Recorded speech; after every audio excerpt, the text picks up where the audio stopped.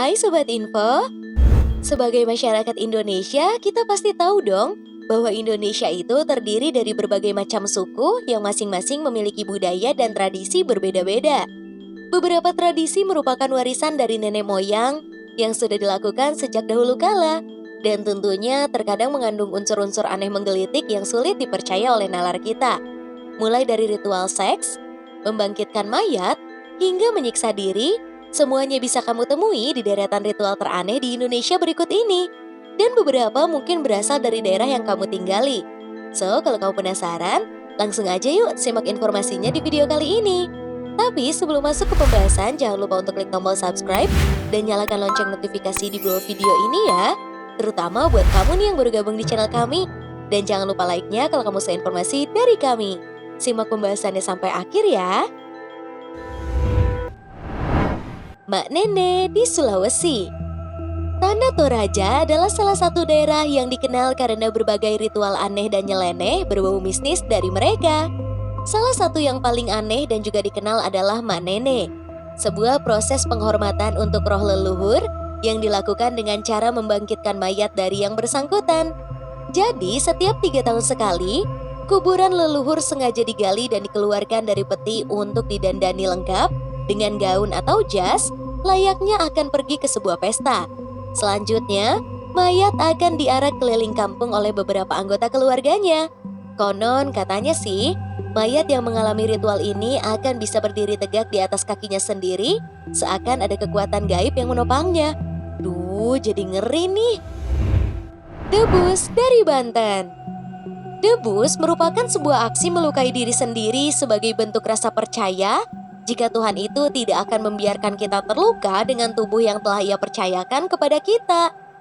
Tradisi yang super berbahaya ini ternyata sudah dilakukan oleh umat Islam sejak abad ke-16 silam hingga saat ini.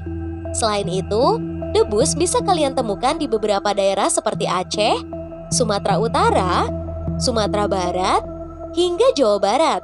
Namun yang paling terkenal ialah dari Banten.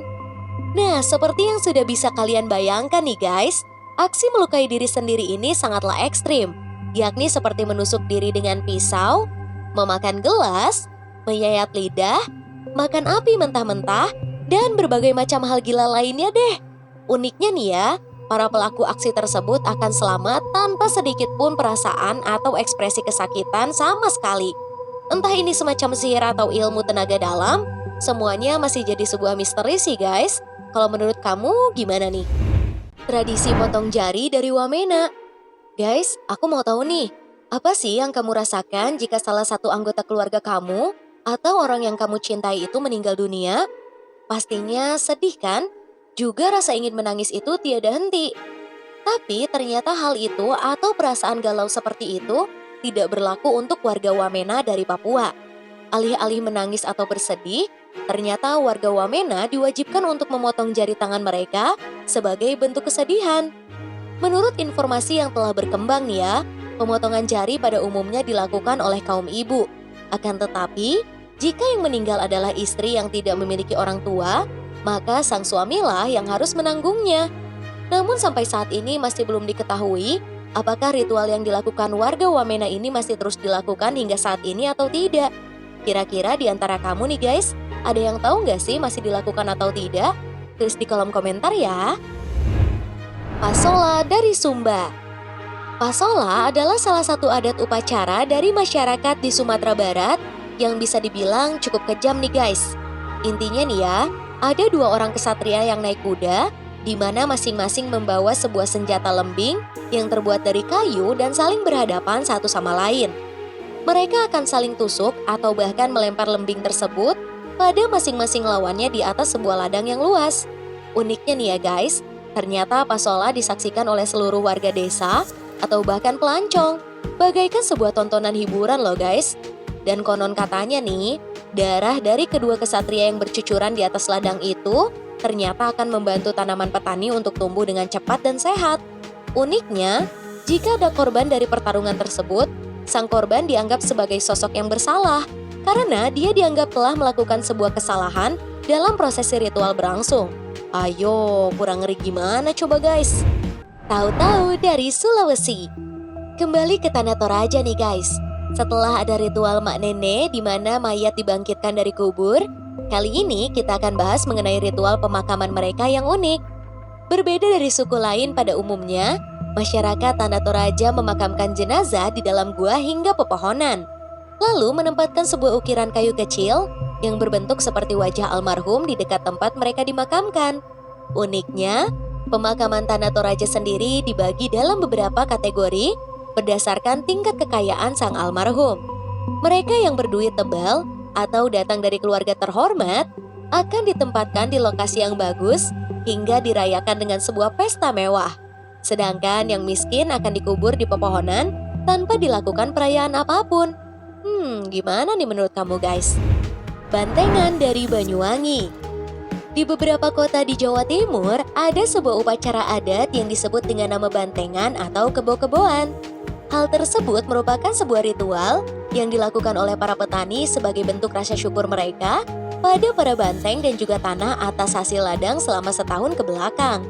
Uniknya nih ya guys, ternyata para petani tersebut akan menjelma jadi seekor kerbau dan berjalan mengelilingi kampung. Percaya atau tidak, konon katanya nih, mereka dirasuki roh sehingga kehilangan kesadaran dan benar-benar kalap bagaikan seekor kerbau asli. Gimana nih guys? Kamu pernah lihat tradisi yang satu ini nggak? Pasti ada dong yang pernah. Tulis di kolom komentar ya. Tongkat ajimat dari Madura. Di Madura ternyata ada sebuah obat tradisional bernama tongkat ajimat yang dipercaya bisa mengencangkan bagian pribadi wanita dan mengembalikan keperawanannya loh guys. Yang uniknya nih ya, cara penggunaannya adalah memasukkan tongkat yang berukuran sebesar alat vital pria tersebut ke dalam alat vital wanita. Meski terdengar sangat aneh ya, namun masyarakat Madura sangat percaya nih guys, jika tradisi tersebut sangat manjur dan hingga kini bisnis jual beli tongkat ajimat terus laku keras. By the way nih ya guys, panjang tongkat itu sekitar 12 cm loh, dan katanya memasukkan benda itu ke dalam alat vital wanita sangat aman dan higienis. Well, menurut kamu percaya nggak? Kalau kamu percaya, tulis alasanmu di kolom komentar ya guys. So, itu dia guys, beberapa tradisi unik dan juga aneh yang berasal dari suku-suku negara kita. Jadi gimana nih? Ada nggak sih salah satu tradisi tersebut yang berasal dari daerah kalian? Terus pernah nggak sih kalian lihat tradisi tersebut berlangsung? Tulis di kolom komentar ya. Terima kasih telah menyaksikan informasi dari kami, semoga bermanfaat. Jangan lupa juga untuk share ke teman dan keluarga kamu, agar bersama kita menambah wawasan dengan berbagi informasi bermanfaat. Sampai jumpa lagi di video selanjutnya ya. Bye!